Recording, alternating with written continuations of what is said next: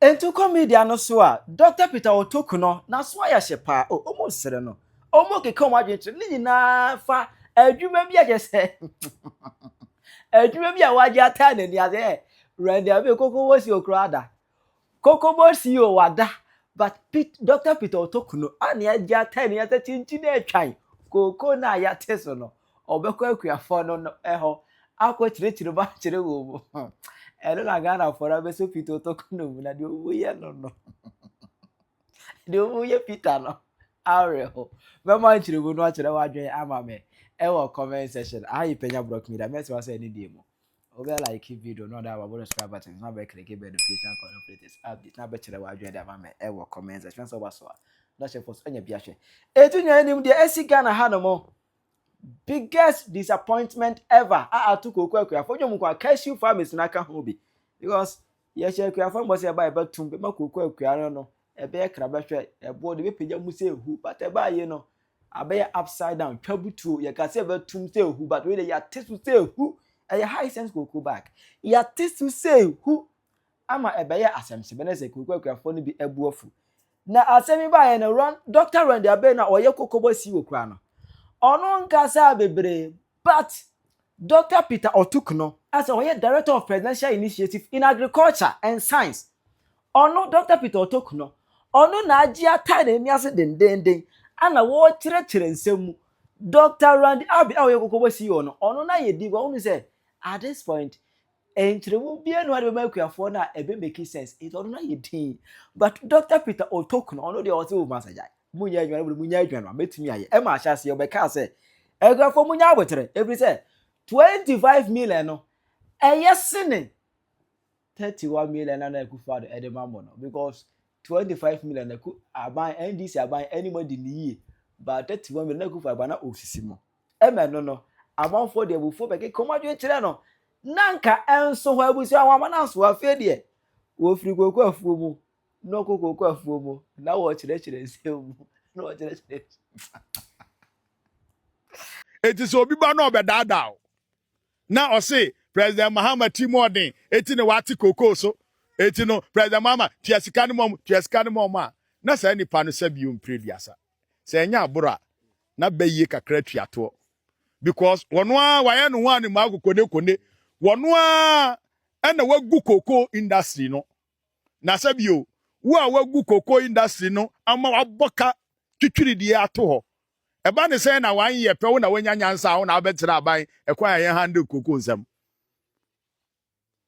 wo a waboka agu wo sei free fertilizer went mi ama koko scholarship watwa mu na wo se uchese wo na wo de ayi ubechire koko sisi a ni aban nye koko eba ne saa na yegu amanyosem animase ne ye ma amanyosem na yefo eba ne saa kra Ghana fo ponjie ndi enti no president Mahama se memra na membechire mu nkyire mu na mema yemfangu nsane ne nyina yendwe ho na yenhwe kwan a wo man no yaso madu sampempenso yi ye nyina ye bebo aban na chidom na aban na timi akura mu wo saa bo no ne yatimi ade atu saa kwan we na reforms na ye de aba ne ye wogidie se ensesa Ghana koko nkra ma ne mbegina ne naso pabne ba ebesisa koko odwamanso nyina ne senti ne se President Mahama se koko na ya tode agu wona asisi a yentimi nkoton odwamanso because ebo no aiso ate ye to a ebebo ka no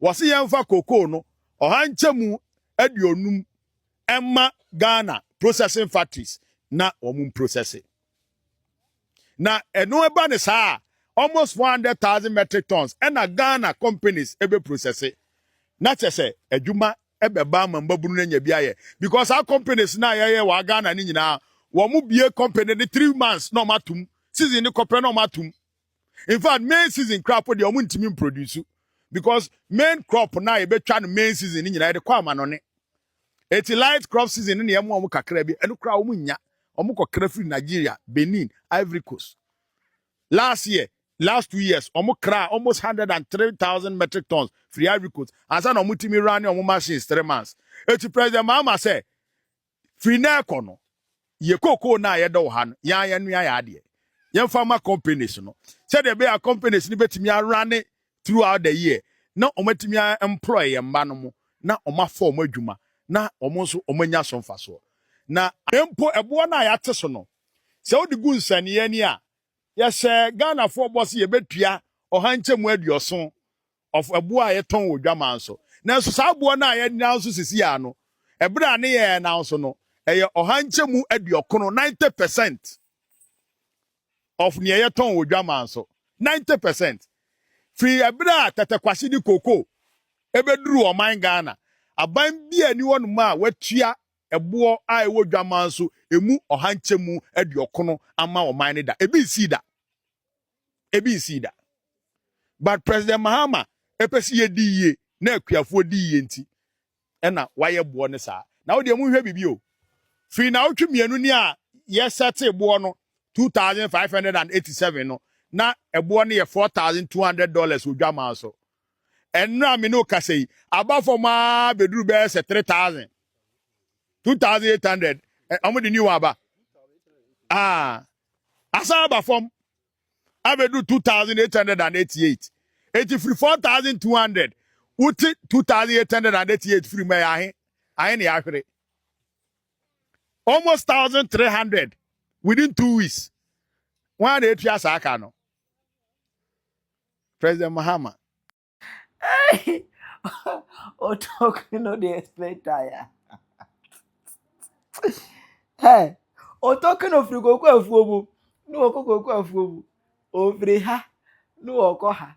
Eno ana Ghana Jollof. And some of the TikTokers have clash with Peter Otokunor. Now when is everyone over catching it up? 2,500. I sent 3,001. And I feel I'm saying, oh, 2,500. I sent 3,001. Hey, and young one coming who bid that. So 2,500. I sent 3,001. 2,500. I sent 3,001. My book, ya for ya sa brew, my boy, my sakacham to Momushi. To one cause I hear me and you put Gina Honum. I cast 2,500. I sent 3,001. I am mom. Moody and Moon 2 or Mumukrana, come manage Honum, mamma, 3,001 mamma. What to say, him? What to say, who high sense? What to say, who could you have a cousin 2,500 at 3,000? What am my idea? Some of work we are for them, a careful uncle, some of new woman, they made Dangaza. Some of your for another. We yes man wumuram mutina ye ne se Ghana no nua donti wo mo pensem hunu ya ko Sudan ne kole na mo mafuum wo sene akrante de ye pe ukọ nwuram kwa yeden na o mo kwache ubo tu ane atwitwa ne de aye aduane aton ama amanfo adi se akrante kwa e kire sen ko Sudan ne kone na nwuram so obenya kwa ba fi a mu jimi no mu bu aman a e wo se mu hwe obia ne position amode ne beto ye nka so obia ne se aye se ye man position but we ye nsoma no ye nsoma we ye se de ye soma ba nyansafo ye nsoma na montenti ba bia ne ne de ko we ye soma ne nwuram e si we ye ne akrante de pe ye soma ne nwuram wo soma we wo nwuram sa na wo ko confuse akuafo wo mu to mu ye kuai ebi ye bomofo ebi ko nwuram mu ko yi akrante ebi ko ye no wo ko confuse wo mu Jimmy for my Jimmy no. NDC ni me a wodase hui. Peter Otokunor. Why a lucky pa say kokwa akuafo no ho a wokoye no. Oni nkrofo ane kɔ hɔ. Na se kwaye a wonko ana akɔ hɔ a. Wa hu prai. Kom de betutu se no ma fixe ni yi adi ama wo. Wo kasa na wokokan ye no. When we are Jumani and 36 million. Near Tesodia 2,500 Ghana cedi 25 million any better. Our comparison and Ukraine how one can.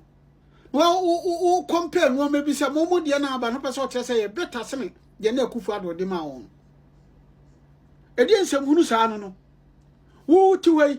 A dear for so pan a cocoa queer war, but who conada V18.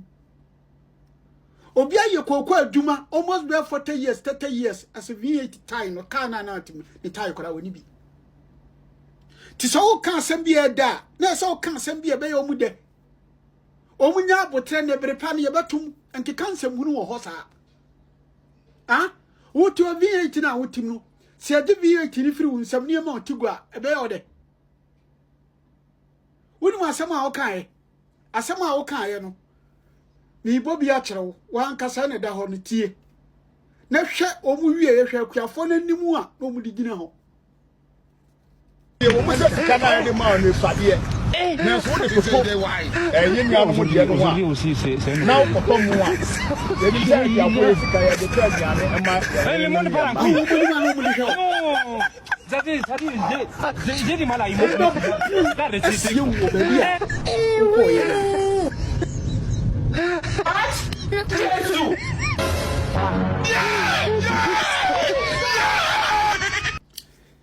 yakɔhwɛ aba ho yɛnsan hwɛ opanyini bi a ɔkanya nsasam pa me na me di kro woman no ade kyerɛ me gina wo ma mu ni nyina na abayi a wɔte so yi e de akwa ba so ko sa ma na da wase MC na se bi koma ene mpeni kwa twetwura mo free kan asentu wa be kan yensa wa ha mo kasa ma be ka bi aso ye ni ya da wase se mo so ma kai se kro woman no good ye hiansra hwe no ma ba be sra ye na de tie ni misura manyofo papa MPP NDC fo nya misuro mo akuafo yisuro mo sentini se eba ne nchechire mu dia mo ya ade pe kasa ono abobeka nyina ye de ono aba beto na ye musase ye na akuafo nso so ye fa asem ne kura sen ebe se wa chirechire ma yate ato yakoma so obo a memerefe kuani bi oha bia di yawo ye bo ayate so na me wa me bia company ana mafa adwuma yefo masemre man ogina he alaji azule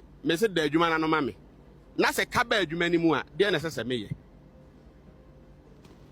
honorable Cocoa Board CEO da no ena oba ya obeto se ka da ho to prove se ka da ho ampa eno aso de mra be so ne paachi na mra ne na di se obi ka wa bo ho nsuo ena mo di dware ye kokwa akuafo na sabi o sabi okotre ko dini moko ama agba ponkyere ne ote hu fifira na eya ya te Ghana ha ana butrika owo sueduro kwasi bro ni fita ati America say odni nyansa abone kro no obro ni fita tumi de mra ba be fa branch afi Ghana ha edne kwa ama no ne ekwa akotwe na so enti beba ne sen ena obi ti ya man yi mu eti ma bo man ne kro no adi o man yawu na ono de eja ne tra na okọ na aban ne ko sa aka no ya o ehun nsuo na mudi dware ya ni yo na nokra ne se ene ya wo aban mi de ha wo abechire ma kire ye hia mpp ni ono so be kire ma enti e kire ma de be ma me no wo de be different kra ti e ba ne sa pe afi wo sha manwoni bia na wo yim kra den e hyehye wo ho a enokra bi ha mo mpesa we ka na enokra se we ka na enokra wu na de wo ti mo mprempren yi de fa bo na na aban dada nyina na mu na me ka se aban dada no wa moka ansa na yen ye beji atum sa aban ne boka enti na aba ne sa no chese mwache no chese mo na gina mara no na ama ye hu se no kra bi company for de ani ehu na edi ho danse nya de aso hate honorable enti ampa na so papa se oben na mpa ne kasa o kan ye bia yete ne hu so odo akuafo pa o de hu koto dwe ne ali sheda na papa ni komo se o ba uma no good na akuafo ya sem nyina ne se saban dada ne bo ka to ho de a ene won ti ni hu se ya mpa ama ne sa de a ya nyindu aban bia mo ka God bless you all. I love you all. Papa ya mo hwa ne se papa a ne se me kan say space ne ya black no akwesesa no asesa no we de wo hye we no ase wani ma da ho kakra adan na wo hunu na ye wo man musa enti susua pa se papa yi wo si ade 3600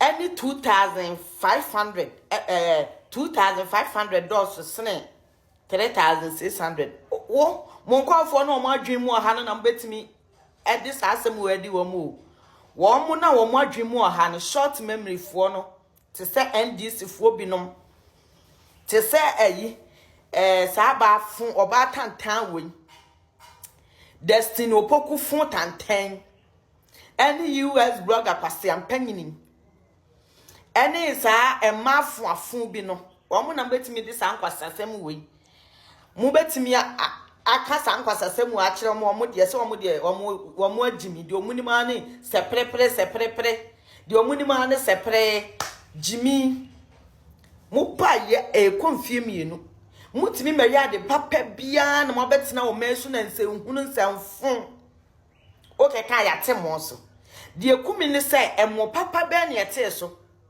anwa papa ben na yete so o man mu mesi mahama wa bese Ghana papa we de mesi wo bato a wo se wo man wo wonya politician yo mahama wo won se president wo ye comedian mahama wo se enkomode ene wo kala wu ye no ka wo kosi wo mo anan wo wonya president material wo ye comedian concert nkoa na eye wo de concert wa begina ho se mekoche enkokọ enkokọ se mankofo muni vision o John mahama ne na pamfo muni vision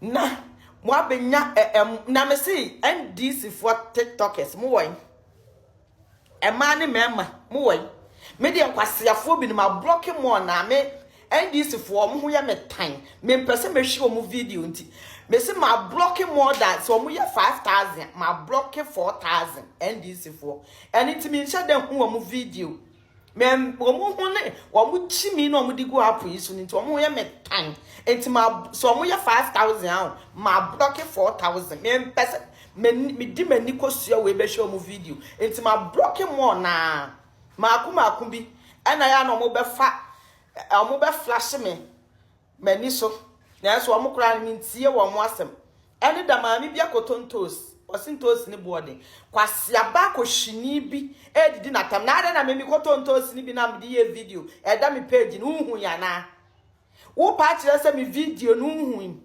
ada na mi video no meka ho asem me koto chele me ba me kula ase eniema boarding kulonim ekura na se wona adwuma bia ni ho no kokofuo no kura mahama san beti so no kuloni mu niema boarding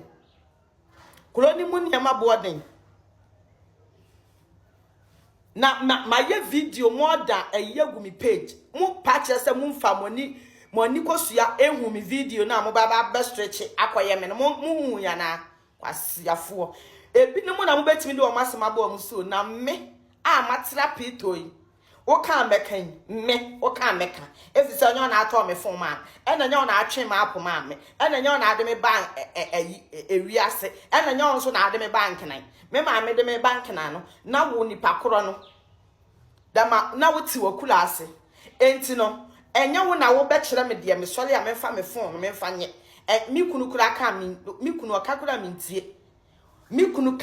ntie na wo okwa adwuma no ma ye mi video o fi a menye video okwa adwuma no ma ye mi video ono kura okakura mi ntie na mo be hye me se ma menye video mu ho anim guase mahama babia wo haw prepaid mu su prepaid ebi wo bi afi o prepaid no yakopon na atwia Ghana fo ka dem se obekoso so atwia ye ka ekosi mfie nnan nyame atwia Ghana fo ka boni na ye a ehye monimu anamokai mahama ba Penyah omi amini mahama no me NDC ni bia ntimi confuse me ma me koto aba man kwasiafo we da mo ye ka ya se kokon ketenkete monye ankokon ne yesi ya che no ebi nya ne takala ebi nya ne mowre ebi nya nani chese we ye dibu oman kwasia ne ma we ye dibu oman mu hu hwe Ghana fo prepaid musu mu beto de esini sei like be mu tia ne esini sei water be mu tia kosi mfie nnan